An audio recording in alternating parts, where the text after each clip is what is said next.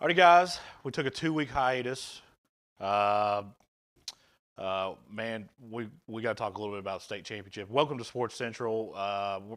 That time of the year, we're just going to do a show every 2 weeks because I'll be honest with you, man.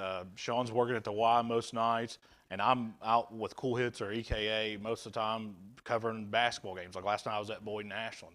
We're going to talk about that a little bit. We're going to break down all the teams that we saw since our last 2 weeks. We'll go back to state championship weekend.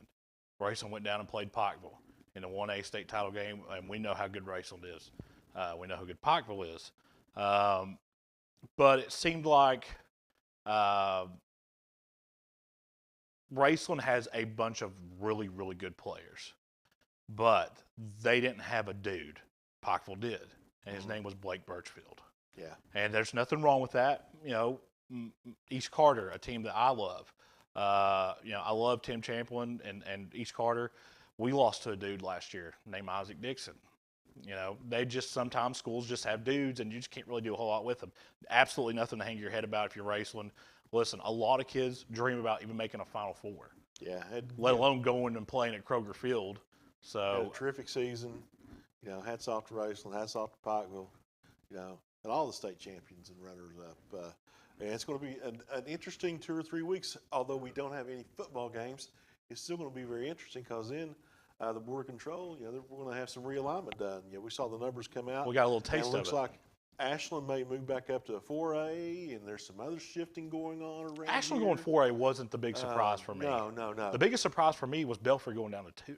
Yeah, Belfry going to 2. But they can elect to play may up. Still play up, Yeah, yes. The only thing you can't do is play down. Yeah, and there's Obviously. another team that's right on the cusp. I think didn't West Carter is right on a line somewhere, I think. No, they're 2A. Betsy Lane went up 2A. Yeah, Betsy Lane is a 2A now, but you've got the option. If enough teams below you want to play up, you can come back down. You know, geographically, if it suits the according districts to and the things like that. So. according to the Lexington paper, it's either Lexington or Louisville. Louisville Central is going to play in 3A this year, so you know that takes away a spot from a 4A team dropping down. Yeah. But you got one thing you got to remember is Greenup would be if Ashland gets into 3A, so would Greenup because Greenup's actually below Ashland in the enrollment. So you could possibly have that same exact district. No, I just don't see it, man. Yeah, that's very far-fetched. The way I was looking at it, it looks like it could possibly be in Ashland, Greenup, Mason County, Round County District. It could very well because I don't know who else is 4A up towards Mason County. I don't know what would they put them in. Harrison County, but then you've got that Northern Kentucky. Like kind of like that interstate, you got that I-71 corridor. It's kind of like what Boyd County Northern played Kentucky to Louisville. Well, I can tell you right now, if they don't put Mason County in there, they're going to put Johnson Central. Yeah. So Johnson Central's might be have the toughest go of it because geographically there's not a real good fit, so they may end up being in a Corbin district. You know, so that but like I said, we'll see in January when this stuff comes out. There's still a lot of movement going on. I think January 17th. Yeah, there's still a Richmond lot of Lions. movement going on. Of course, and I'm going to go back to the Raceland-Pikeville game. I think Pikeville would probably win too, Sean. You got two pretty good teams though. You got Beechwood and Mayfield. I that they know, have to but I compete don't. with, I but don't think they might beat have- Pikeville. either way, yeah, I tend to agree. And in a 3A, boys, let me tell you something. Historically, the last 5 years, 3A has not been great. And I'm not taking any away from Ashland. Ashland's team was really, really good, especially defensively. But the Cal team that won state this year was different. Oh, they were a different animal.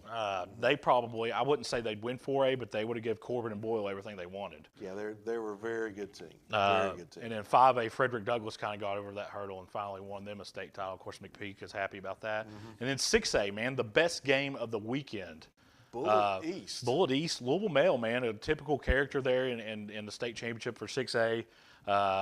Countless state championships they've won, but Bullet East, that was their first time they'd ever been there. Full on a surprise. First time in a long, well, Mel was there, but first time you'd had in a while. No Trinity like or St. X. No St. X, no Trinity. Yeah. Something in that. So.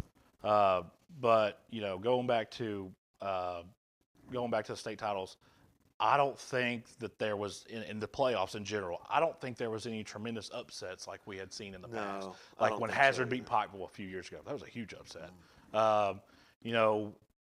Maybe the margins, whether they were real small or kind of a blowout, that might have been the only surprise. And the storyline for this year was the traditional powers were kind of down. That, and you get back to Bullet East. I mean, that took some guts to run that play. It did, Instead but instead of kicking the extra point and going to overtime, running that 2-point conversion, they basically ran the Philly special. I think they call it the Philly cheesesteak. well, he about didn't make it in. It was close. It was close, but it was worth it. Your Bullet East. When's the next time you're going to be back? Exactly. Nothing's guaranteed. You so got to might take as well advantage of it when you're there. And I think that the first time I'd ever seen a team really lay it on the line, that I'm going way back here. Most of the kids watching right now probably weren't even born. Was Boise State and Fiesta Bowl versus Oklahoma. They ran the were Statue running of Liberty play, and then the guy Statue of Liberty and then the play. guy proposed to his fiancee. Well, go back before that on 4th and 2 in overtime. They Yeah. throw I think it was a tight end pass or something. The tight end was rolling out and throw the pass to the, and then before that, the score to go to overtime, they did a hook and ladder. Yeah. Downfield. That's so, when Boise State was like the darlings of college football. Yeah, but man, they were great. Talk a little bit about some basketball. Of course, I've seen East Carter quite a few times this year already. Matter of fact, I'll be with them Friday. I think we saw probably the two best teams last night in Boyd County and Ashland. I'll break down that game a little bit, and then you can just add what you think I'm wrong about. Boyd County came out, man, they looked good early. Ashland started out in man. And something that you didn't see a whole lot of when they played GRC. We watched them play GRC, but I think Bonner made an in-game adjustment that changed the game. And another thing is Boyd County did not shoot the ball well. They didn't. They did not shoot And the ball I think well. that had a lot to do with Ashland's lane. Well, Ashland did a really good job when they went in the zone, stepping in passing lanes. So, and it took a long time for Boyd County to really adjust to that. And I was surprised that Boyd County didn't make in-game adjustments. It almost was like, this is what we got. We're just going to play with it. Ashland went to that 2-3 zone, and as you know, they've got shooters, and they're going to spread you out a little bit. Yeah. And that's going to leave that dead spot right there at the free throw line. And they really didn't exploit that until toward the end of the game when they got the ball to Ellis quite a few times, Yeah. and he was able to score some points. But There will be by some- then it was too far. It was too far gone. Don't count Boyd County out No, yet. I'm telling you I got to right be now. honest. I thought Boyd County would win the game, Yeah. but I didn't count on them shooting as poorly as they did. 3 for 24 from threes. Yeah. And then they did not do a very good job defending the pick and roll. Nate Freeze and Rex DeBoard ran that pick and roll 3 or 4 times, and Freeze got a layup every time. And I thought he played a terrific game off the bench. And I thought, like I said, Bonner did a great job managing the foul trouble the first quarter with Asher Atkins and Xander Carter both picking up 2 fouls in the first quarter. Kind of was able to weather the storm through that, get the lead in the second half, bumped it up to 24. Well, I'm going to And brag on it somebody. was- I'm going to brag on somebody that you wouldn't expect me to brag on a little bit. Last night was Race DeBoard's best game he's played in a couple of years. Well, And what a he time to did. play. And it's amazing what'll happen when you hit a few shots. Man, yeah, I mean, he was and Still got to, they got to work on the turnovers thing a little bit. They as a team they make a few little careless turnovers, and they got to start hitting their free throws a little bit better. Listen, I don't care. There's no reason for Xander Carter to go 4 for 9 from the free throw line and things like that. He's too good of a shooter. And before- So I In a agree. close- Well, he in got a in foul close trouble game, early. He got in foul trouble in, early. in a close game, that could hurt him. They Well, need, you know, regardless how anybody feels about any of the players or any of the people involved with either fan bases, at the end of the day, it's high school basketball, and it ain't that serious. I thought the officials did a good job last night. I didn't have a problem with officiating, and I wasn't rooting for either team. So at the end of the day, it's high school basketball, and it's not that serious.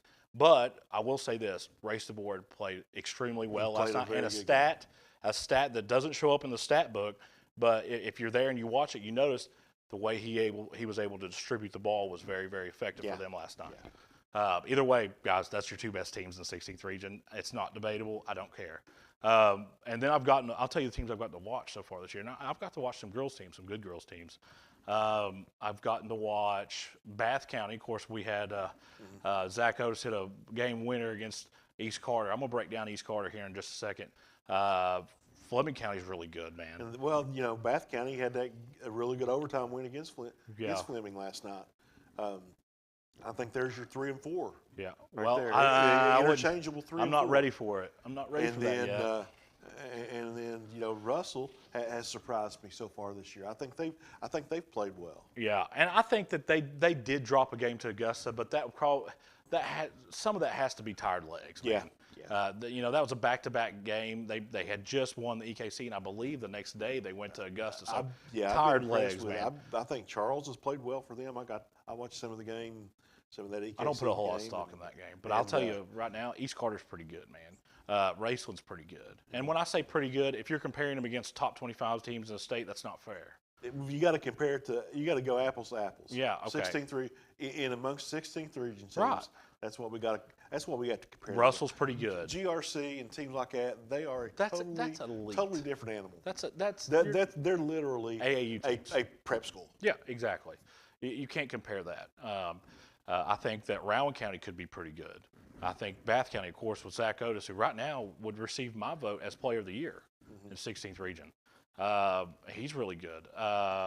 Fairview's improved a little bit. Morgan County's improved a little Fairview bit. is pretty good, man. When you talk about they got the Johnson kid, Day, Smith, they're pretty good too. They've got to do some work on the defensive end, though. I noticed that against Ashland. If Ashland, and this is not a knock on Fairview, but if Ashland would have shot the ball well, because Ashland shot very poorly against Fairview. Here's what I would rank them as. But they've got to get out and do a little bit better job guarding. I'm not ready and to I'm give. sure Clarence will. And I'm sure Clarence will remedy that as the year goes along. Yeah. And as you can see, they did last night. They held Raceland to 56 points. You know. Yeah, a Raceland team that won comfortably over Johnson Central because we watched that in the Boyd County tournament they had out there. I wouldn't rank anybody. I think it's Boyd County and Ashland. I think that's your first top two. And listen, I know Ashland beat them last night, but you could flip flop. Well, you've got tiers. You got the elite, not the elite. But See, you got I don't tier think one, I put it in tiers tier either. 2 and tier 3. See, I don't think I've got a tier 3. I think I've just got a bottom. I think I've just got a tier 1, everybody else, and then a bottom. Well, unfortunately, I think you do have a couple of tier 3 teams. They're going to have some growing pains this year. Well, that's what I was going to say. Listen, I have Ashland and Boyd at the top, everybody else right there. And I mean, you could add 2 or 3 teams at the very bottom, but I put, Fleming, East, Bath, Rowan, Russell, all of them. I think any of those teams could beat each other and on then any you have night. the 12th ranked team in the state, Granite County. Well, speaking of that, explain that to the people. Real Well, quick. this is just my guess. No, they came out with it. They said it. I think what happened was Tell them why though it was like that. Tell them what happened. They don't. People that are watching don't know. the first set of AP state rankings came out. 8 voters. They rank them 1 through 10. They tabulate the points and come out the rankings. Of course, GRC George Rogers Clark was number 1, and Granite County was number 12, 5 points, 5 votes, 5 points. And I think probably, and Drake Crossing, who is another really, really good team that beat Ashland's Ashland played this this year. year, and really that Ashland gave them a good game, was ranked right ahead of Drake Crossing. I think what's happened, I think they use a pull-down menu when they vote for this, and I'm sure Zach or somebody could correct me if I'm probably wrong, is that when they went through the pull-down menu, they meant to, whoever messed up their vote meant to vote for Drake Crossing and voted for Greenup. Yeah. Because the 2 teams on either side of Greenup, Greene County and Greenwood, they basically got the same record as Greenup. Now, that's not a knock on Greenup. Greenup's been pretty good little basketball team. Got some Very got improved, some, very especially for the improved. first of the year. But I think that probably knocked Great Crossing out of a top 10 ranking, having that kind of mistake. Or maybe it wasn't a mistake. Well, Maybe I'll tell you somebody this. legitimately did or doesn't watch basketball. You weren't the only one that noticed it. Greenup County Barstool picked it up off Twitter and said, "We want to thank everybody who accidentally voted for Greenup County instead of Great Crossing in the AP Bowl." Yeah. And so Greenup County, you know, you talk about we got 3 teams currently ranked in the top 25 in the 16th region. You know, you can make an argument to some people that we've got the best region in the state at this moment. I mean, Now, we let's do. not, that's a little hyperbole right It might there. be a mistake, but still, we do. Let's not go that far. Little bit off topic here, very off topic. Saturday night, I went to Melissa's work had a party up in Huntington, and they had it at a hotel. I'm not going to say the hotel. And there was a lot of people there. It was a birthday party, and it was a graduation party for a college graduate. And so we was all up there dancing. And Laffy Taffy came on. Oh, I'd like to see a video of that. I'd like to see a video. I did the Laffy Taffy, and I was I really had no good clue at what it. you're talking about. Well, everybody thought that was I'm hilarious. 55 years old. You know, back when I was in school, anybody that graduated from the year 2006 to 2010, you know the Laffy Taffy. I nailed it. It wasn't even close. Oh, And I'd love to the see the point where video. You need to get a video and post that. even to the point where her coworkers were doing it, the exact same thing I was.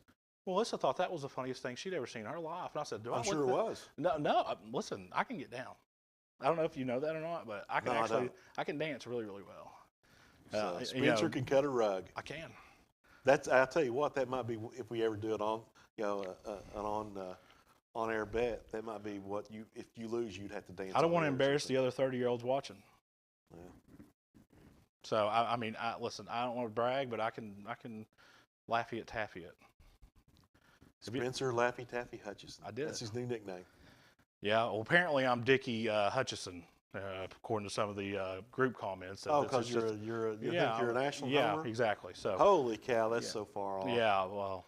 After some of the conversations we had, we did our best to get Bayless Shannon Sharp or.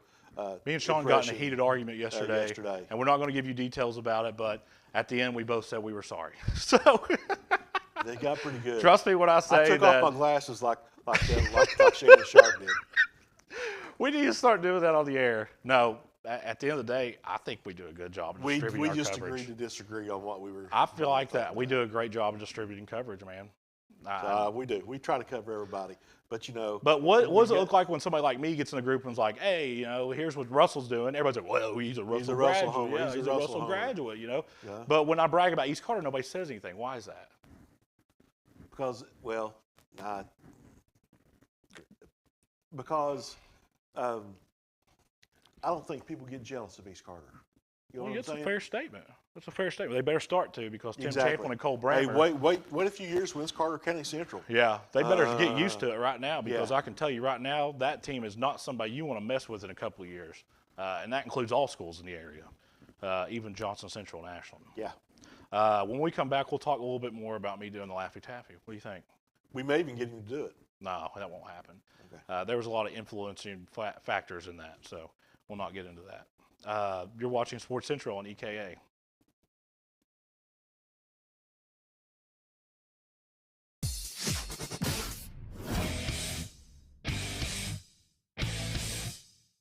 Hey, I'm Erin. And I'm Michael. Come see us at Bowman's.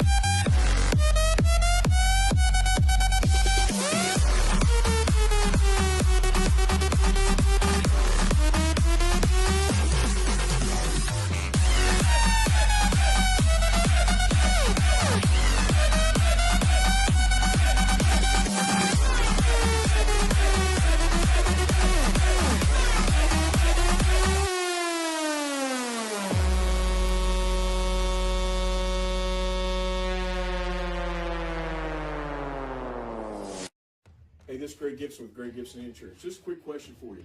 Do you just buy insurance or do you hire an insurance agent? At Greg Gibson Insurance, you hire me.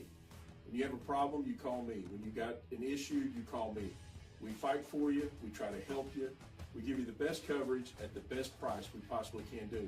But the most important thing is you're not just buying insurance, you're hiring Greg Gibson. That's Greg Gibson with Greg Gibson Insurance. Here to help you make the right call. Call us today, 606-585-0153.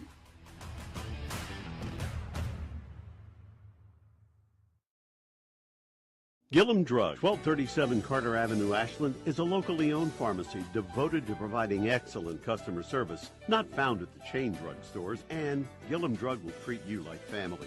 Stop by today and experience it. Gillum Drug, next to Domino's. When you shop Grayson Sporting Goods, you're supporting a great family-owned business with new owners and team sales. To celebrate, get all your high school gear, including high school spirit wear. Grayson Sporting Goods also does embroidery and vinyl transfers. Open Monday through Friday, 10 to 5, and Saturday, 10 to 3. Check with Grayson Sporting Goods for extended seasonal hours.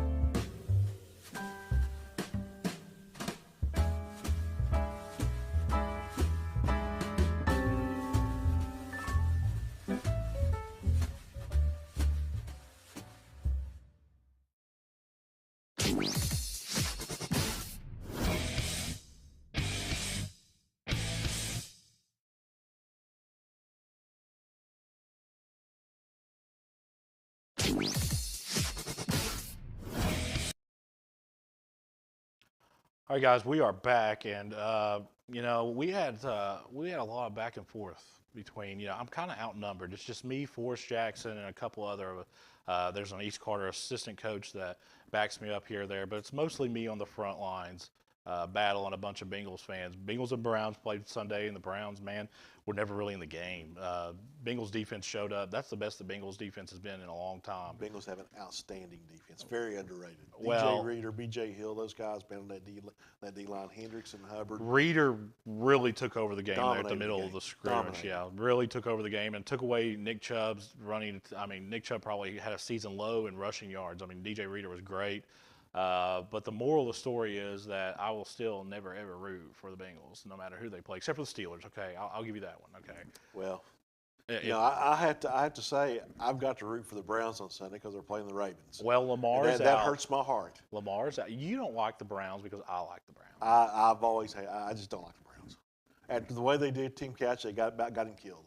Well, I understand that. That was a unique situation, but that was the reason why I kind of fell in love with the Browns is when they drafted Tim Couch, you know, and at that age, I didn't know any difference, so I just stuck with them. I've been there since, I remember when Kelly Holcomb was the quarterback. But then I've heard comments from around saying that Joe Burrow is just an average quarterback without Jamar Chase and things like that from certain people. He is. And that's just, I wasn't going to mention your name, Spencer. Well, I'll say it right now. I think he is.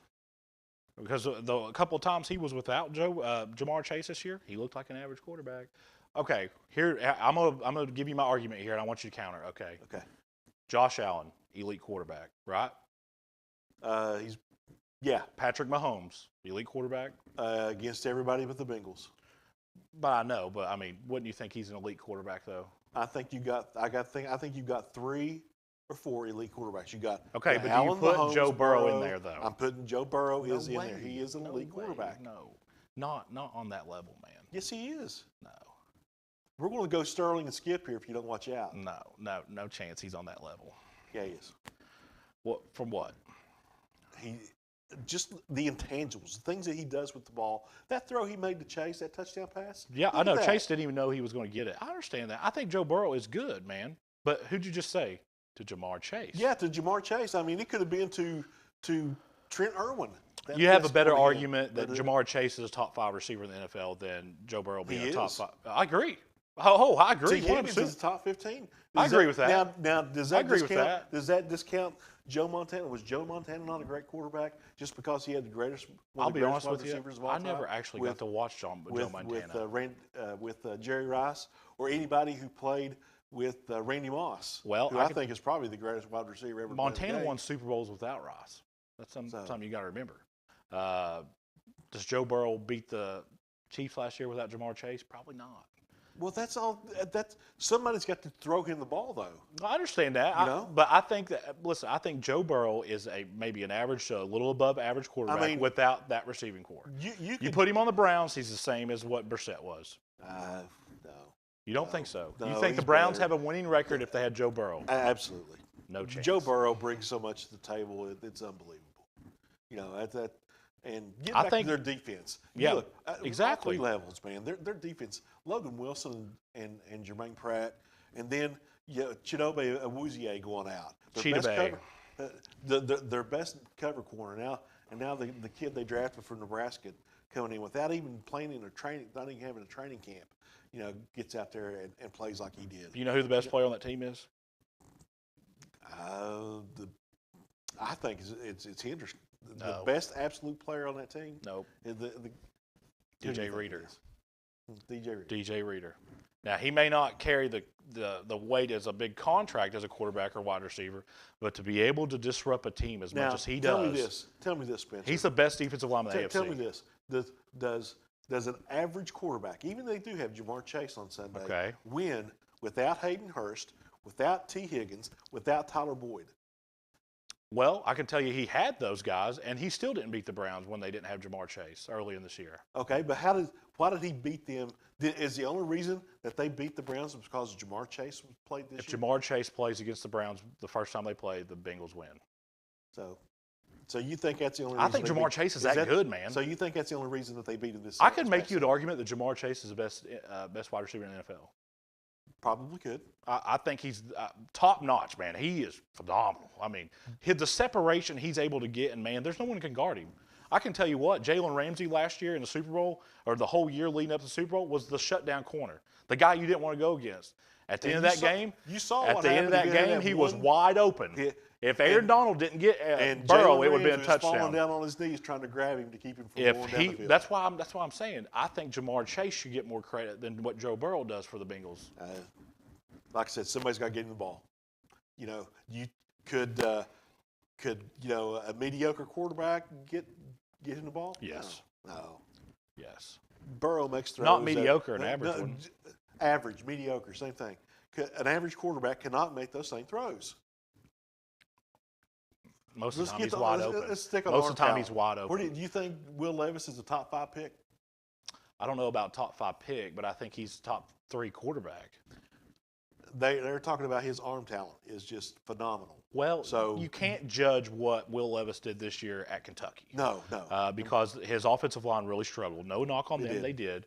Not only that, but Will was never healthy all year. And, I don't blame him and Rodriguez for opting out of the bowl game. Playing in the Music City Bowl, and I know, listen, a couple of, back in the early 2000s and late 2010s, we would have loved to have been in the Music City Bowl. I understand that. We expect more. But we expect more now, especially because of the recent success that we've had, and we're spoiled. spoiled. Are you going to watch the football game, or are you going to watch Kentucky play at 0-10 or 0-12 Louisville? Watch both Who's of them. probably going to get beat tonight. They play at Western Kentucky. You know what? It wouldn't leave a bad taste in people's mouth if it wasn't Iowa again.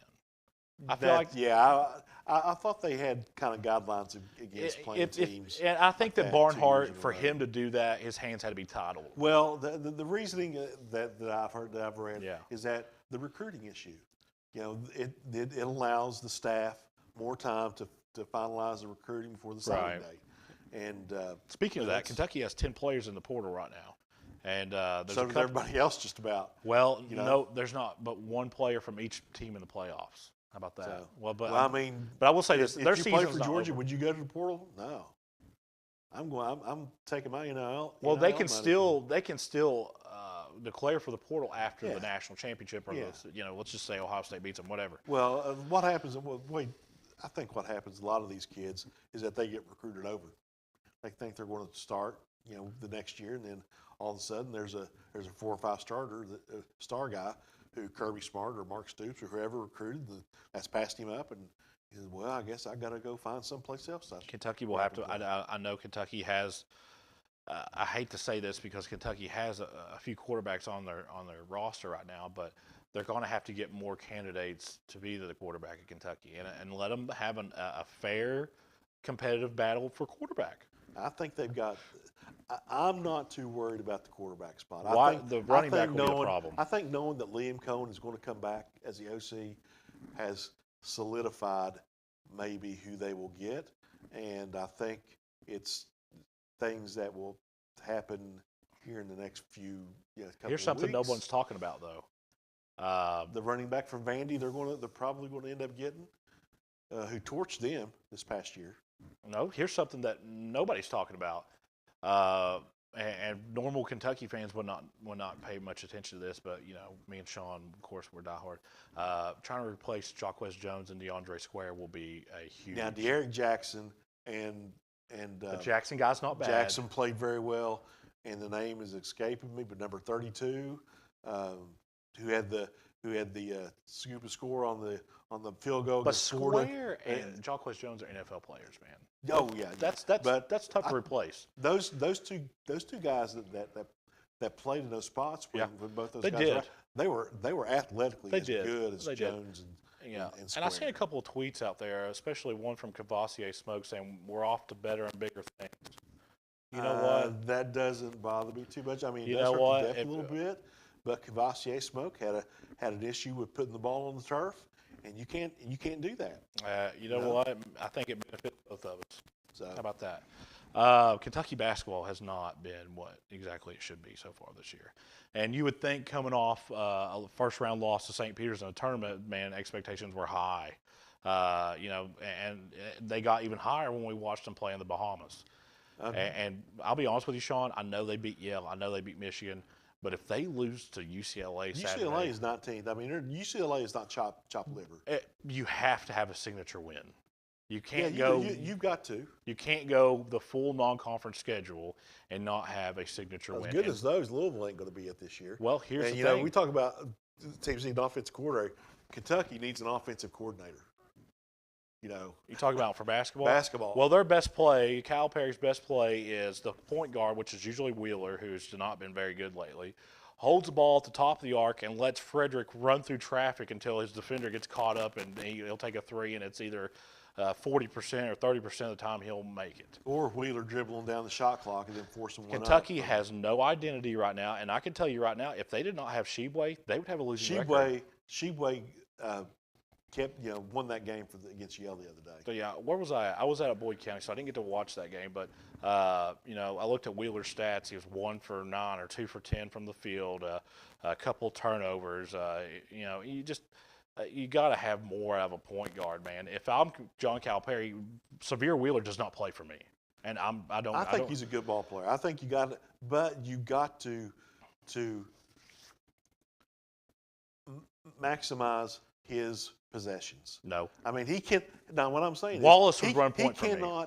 He cannot be the final option when the shot clock is running down Right. to 2 seconds. That's what I'm saying. And You a know, lot of the you times, cannot let him do that. and when you see Kentucky's offense, especially when a team's running or they're on a 6 or even 8-0 run, Wheeler will bring it across half court. I'm not blaming him for this, but everybody's standing still. what are you doing, yeah, man? you do. You get a lot of standing still. I mean, and you would think, okay, since we're standing still, at least we should be able to rebound. They don't do that And either. there are times when Shebway may go 3 or 4 or 5 possessions without ever touching the ball except an offensive rebound. Right. He needs to be fed. When he was on a roll like he was against Yale, he needs to be fed every time down the Well, floor. going into Saturday, right now, Kentucky's best non-conference win is probably against Yale. Either that or Michigan. They've got two top 100 wins as far as the net or one of those crazy rankings. Yale and Michigan. Whereas okay, I'm going to make the statement. The other SEC teams, like Alabama and beat Tennessee, Houston. has some crazy good. Yeah, well, here's the thing. Top wins. If you're going to get a top 4 seed in an NCAA tournament, Saturday's a must-win. Yeah. If you drop that one to Well, UCLA, now, I won't say that. You got to have a non-conference. You got to have a good non-conference win. But the SEC is so strong with Tennessee, with Auburn, with Alabama, that if you can, if you can sweep those teams, there's where you're going to get your seed out. Right, but if they can't beat UCLA, do you think that will happen? Well, I'm just saying anything can happen when you get to conference play. Kentucky historically struggles at Arkansas. I forgot about Arkansas. They historically struggle at Arkansas.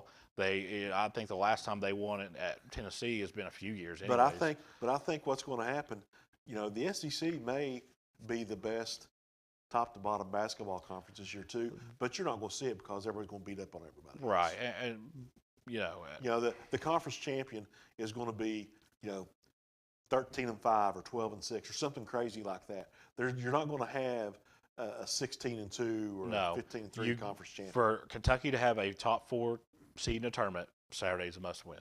You can't let that one slip through your fingers. But going back to high school basketball, like I said, I've gotten to see East Carter play a lot this year, man. And when they are playing well, especially when you've got the Scott brothers, Goodman, they've got guys coming off the bench, and Messer and Blake Hall and the Connor Skaggs kid. When they are together, and especially the first half, man, they're very, very good, Sean. The problem with East Carter, and me and Cole talk daily, is they don't have the depth that they need, okay? And they usually have to play the Scott brothers and Goodman all game. Now, they have bigs at depth. You put in a guy like Isaac Messer, who's an all-area football player. You put a guy in like Rylan Yoke, who's all-area football player, and to kind of rotate with Skaggs, but there's not really any guards that you can feel comfortable with. I'm not saying they're not very good. They're just so young, and they don't have the experience. And so far this year in the 16th region basketball that I've watched has been the most physical so far. I feel like there's been a lot of hand checks that don't get called, but it's been consistent. I'm not saying that it's, as long as it's consistent, it's hard to complain. Yeah, absolutely. So, as physical as it is, it's tough to put a freshman in there. A lot of kids are not like Colin Porter, man. They're not like the kids from Boyd County. They're not like the kid from Russell, the 2 boys from Russell that are still in middle school. It's tough to kind of rotate. I think East Carter is a regional tournament team, though. I really do think that. Morgan County, of course, they played Elliott County last night, and they beat them so bad. Elliott County might just, wow. Elliott County's, that's one of those teams I thought is going to be going through some growing pains. Well, Elliott County, first off, is very well coached. And Yeah. the kids that beat them last night probably came from Elliott County. Yeah. So, not any shade thrown there. That's what happened. Exactly. And it's not, listen, and let me make something clear. Me and Sean are not against kids transferring. We're not against kids holding back. If that's what kids want to do, let them do it. You know what? It's high school sports, and it ain't that serious, man. Yeah. It's just not, Is there hard feelings between the fan bases? Probably. But at the end of the day, guess what? We're all going to go home, and we're probably going to watch Law & Order or Wheel of Fortune. So, unless you're Sean, he'll probably go home and watch Bengals and Browns tape. I do. Yeah. I've got them all on my DVR. That doesn't bother me, Bengals man, games. at all. And it's weird to see parents, not parents, but fans get so upset about it. There was a time where I used to get upset about it. But, after time's gone on, it's such a thing of the norm now. Okay, you saw me post something about the kid who played in the state championship football game for Bryan Station. Right. 2 weeks later, he's playing in a basketball game for GRC. Now, yeah. What needs to be done is consistency from the KHSAA. Right. So you're saying since Ashland got punished, GRC should. I think the KHSAA needs to be consistent across the board. I don't care if they let everybody play. It's if they pretty punish crazy that he got granted eligibility that quickly. But they need to be consistent. Well, I mean, that's crazy. Let me say something. I am for. And also, you had last year the top 6 or 7 players from Clark, George Rogers Clark. None of them lived in district. No. Well, here's the thing.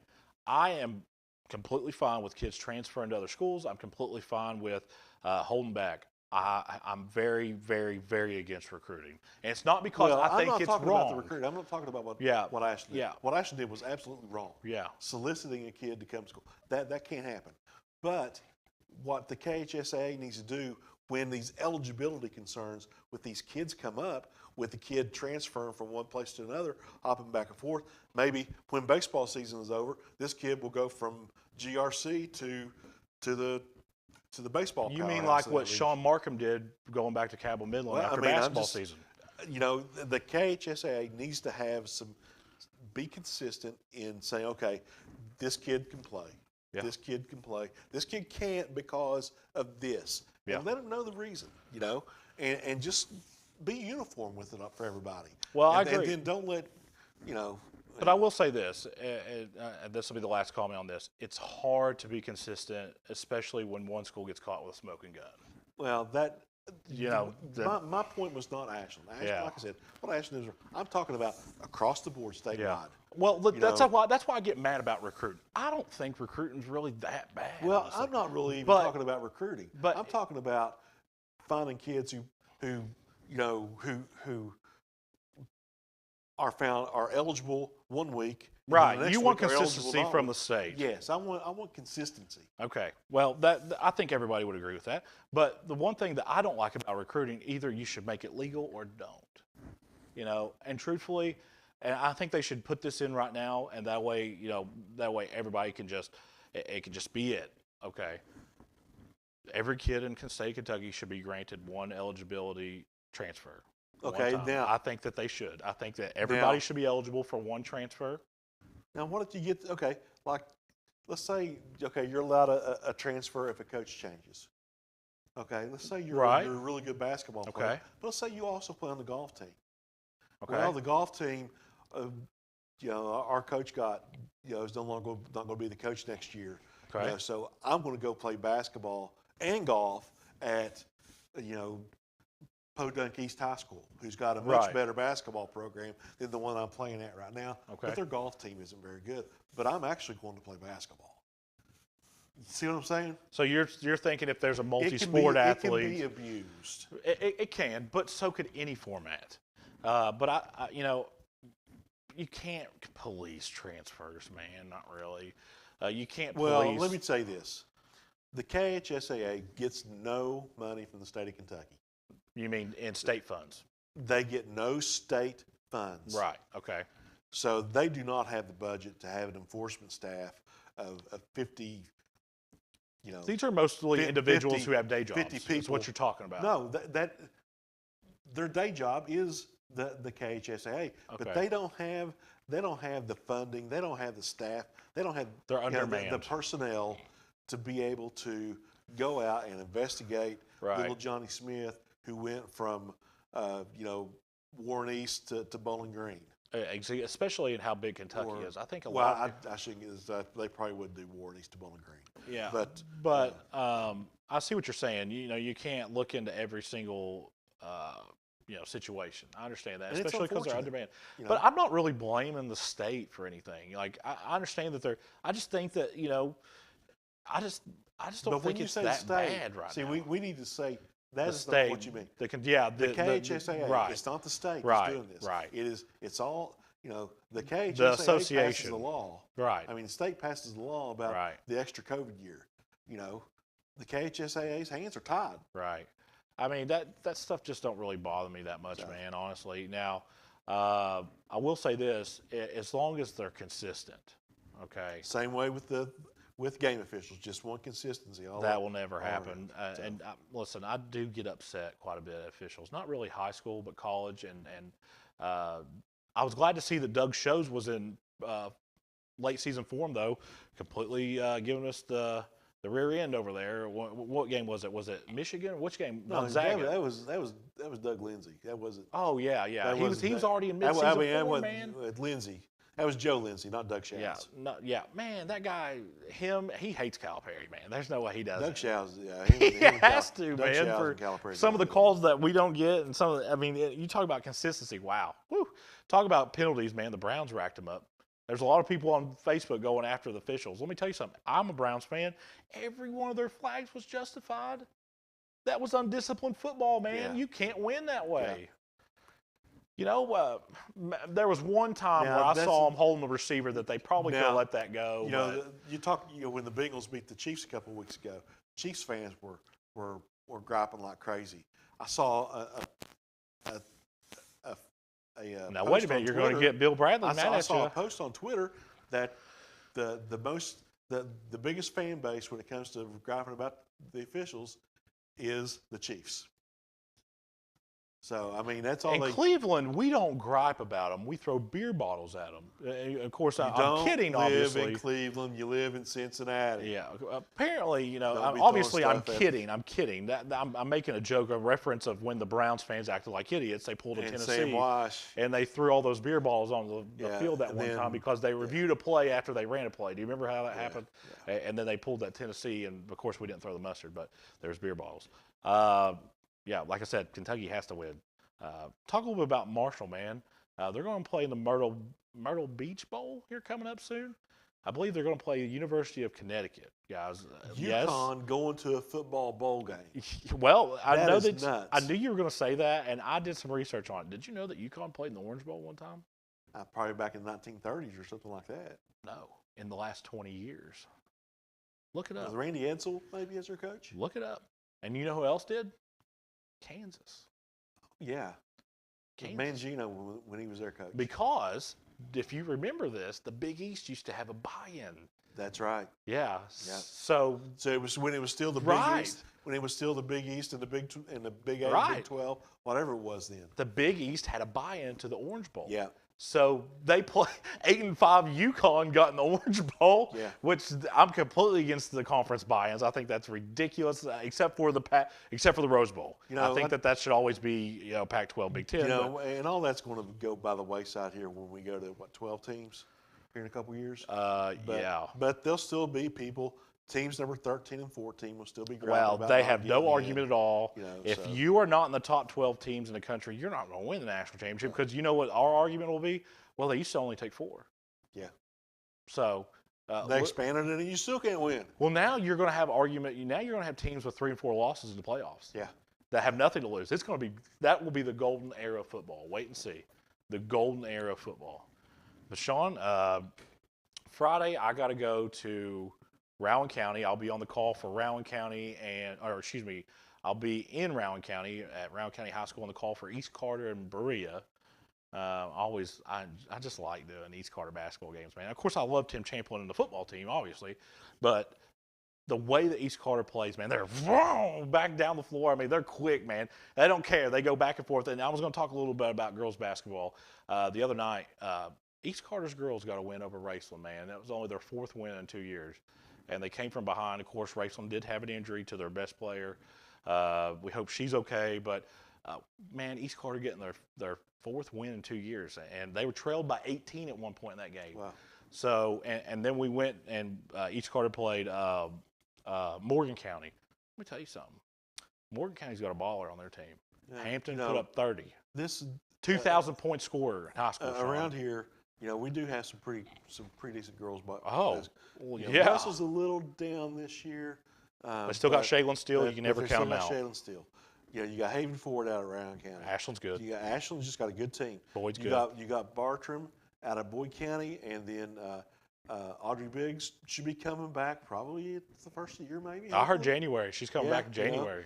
I've seen some videos of Yeah, her on working Twitter, out. She yeah. looks great. Hopefully get her back. And I can tell you right now, And, the Bath County team that I watched wasn't bad. Morgan County team that I watched wasn't bad. Okay, when I say this, it's not disrespectful. 10 years ago, the gap between the top of the 16th region and the bottom was undescribable. You're slowly starting to see it to shrink. Mm-hmm. You're seeing better athletes being pushed up the girls' ranks. And part of that is because all these schools have feeder systems now. These girls have played together most of their lives. So you're seeing the gap shrink and I'm ever going to so attribute it to slightly. something else also. I'm going to attribute it to girls being multiple sport athletes. Oh, yeah, I've always Because said that. You got volleyball going right into basketball season. These girls are already in shape. They train year round, whether Yep. it be in volleyball or basketball. Audrey Biggs plays volleyball. Of course, not this year. Taylor Bartram plays volleyball. Kai Robinson. You've got a lot of girls who are turning into Multi-sport these athletes. Multi-sport athletes. Yeah. Definitely, and a lot of those girls run track for other schools. Mm-hmm. Man, So, yeah, East Carter's girls got their 4th win. I tell you the biggest problem that I've seen in girls basketball so far this year, and I'm not saying every team, but for the teams looking to try to make that next step to be, kind of a team that, you don't just walk all over, is free throw shooting. That has really killed a lot of the teams around here. And I know that seems simple, and there's people at the house going, oh, it's a free shot. I'd like to see you get out there and make it, because I guarantee you the thing about it is, that's one of those things where you can get a ball and just go out and start shooting free throws. But I'll tell you, when you need to be shooting free throws when you got dead legs, after you've been running suicides or whatever, line drills, whatever you want, whatever they call them nowadays. Yeah. That's when you need get done. Then you go over and get on the free throw line, shoot 10 free throws. Because that's game situation almost. I know I'm going to forget somebody, and somebody's going to get mad at me for this, but this is just what I saw. We want to give a quick shout out, congratulations to Graham County, win the state in cheerleading. Oh yeah. And Russell was runner up. So 2 great cheerleading teams down there, of course. I saw where Graham County's esports team is in the Final Four. Listen, I follow this esports stuff to the point where I actually made an EKA esports page a while back. I think esports is very underrated. You want to talk about money. Guys, there's a lot of money that goes in this esports stuff. Quick shout out to Candy Berry and Holly Gillum for what they've been doing down there, man. Listen, I'm going to brag on Russell's cheerleading team, all right? And this is no knock on girls in the past. This is just what I've been to a lot of Russell. I was at the 2002 Breathitt County football game. I've been around Russell a long time. The last 4 or 5 years since Holly took over the cheerleading team, it's been a lot better, man. And I'm not saying it was bad, but it's taken that next step. So, and of course, Candy Berry's kind of like the queen of Graham County when it comes to that. I mean, she is royalty in the cheerleading world. I mean, how many national championships does she have? I don't know. Yeah, countless. John Wooden? If she had a ring for every one of them, she'd have them on her toes, probably, because all her fingers would be taken. For Spencer Hutchison, you got any final thoughts? Anything else you want to talk about? Oh, man, World Cup. Oh, here we go with Holy this. cow. This has been one of the best World Cups I've ever seen. I was one of those who was, soccer's boring. Soccer's boring. Oh, I'm glad you call it soccer, though. That's been a dispute. It's soccer. It's not. It's soccer. Sunday morning, World Cup final, Kylian Mbappe in France against Leo Messi in Argentina. Messi's going out. This is his last World Cup game. He's never won a World Cup. Now, does Messi still play for Argentina? Mbappe and France are the defending champions. It's going to be a classic. Got to go with Argentina. Let's go, But this is something that you wait.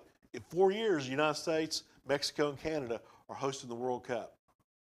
So it will be our chance to really do something, because our core players we had the youngest team in the World Cup this year, and with like an average age, we tied England with a average age of maybe 22 or 23. Those guys are going to be, I think, Christian Pulisic, who's a name if you don't know, you will know him in 4 years. Will be 28. Weston McKennie, Gio Reyna, Ricardo Pepi. You wait and see in 4 years, the United States will make some noise in the World Cup. They will make it past the 16 in the knockout stage, and maybe do something special. Sean is EKA's soccer and volleyball master. The guy, he'll call me at 8 o'clock at night. Hey, man, I got my volleyball rankings. I was like, hey, put them on the website.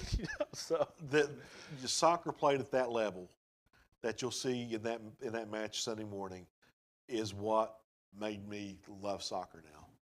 It's not just, when you got kids that play youth soccer, how they all just crowd around the ball. It's all like a little scrum. That's when it's the best. You get it played at the highest level with people like Mbappe and Messi and Harry Kane and Giroud from France and Ronaldo and some of the great players of the world. It's understandable why it's called the beautiful game, because it really is. I know, but I remember when my daughter played soccer, man, and that is kind of the good times when you see them kind of just, I know what you're talking about. It's more organized and it's fluid and it's, I know what you mean, but we got some good soccer teams around here in the 16th region. But that's all we got tonight. Is that your final thought? That was my final thought. Final thought about soccer. Wow. No offense against soccer, but I think Ronaldo's better than Messi. No, he's not. Messi's the GOAT. Messi is the GOAT. Are you a Federer guy too, over Nadal?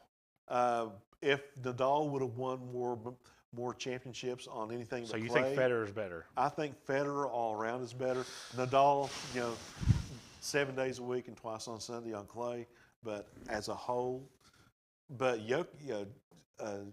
Djokovic is He's good too. yeah he's Can we he's admit- going to end up being the GOAT. But right now it's Federer. But tennis. I like tennis-wise, high school and soccer. Connor, high my school. son. Connor, my son, is the tennis guy. Yeah, I like college and high school soccer.